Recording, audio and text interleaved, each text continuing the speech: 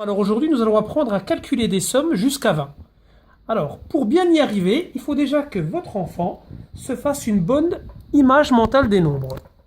Par exemple, ici nous avons 1, ici nous avons l'image mentale du 2, ici nous avons l'image mentale du 3, ici nous avons l'image mentale du 4, le 5, et vous l'avez compris, le 6. Donc c'est un peu les constellations du dé. Une fois que votre enfant aura bien compris et intégré cette image mentale, nous allons pouvoir faire des calculs en évitant de surcompter comme on a souvent l'habitude de voir à l'aide des doigts, en faisant 5 plus 4 par exemple, 6, 7, 8, 9. Vous comprenez que cette méthode, elle a aussi ses limites.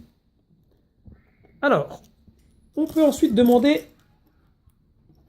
à un élève de compter. Allez, on va lui donner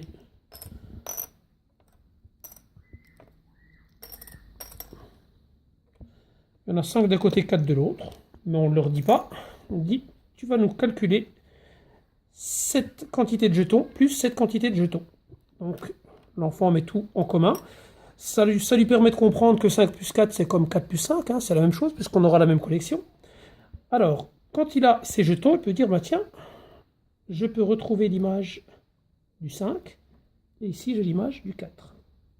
Et je sais que 5 et 4, ça fait 9. Mais on peut aussi le faire avec des plus grandes collections de jetons. Et c'est là que ça a tout son intérêt.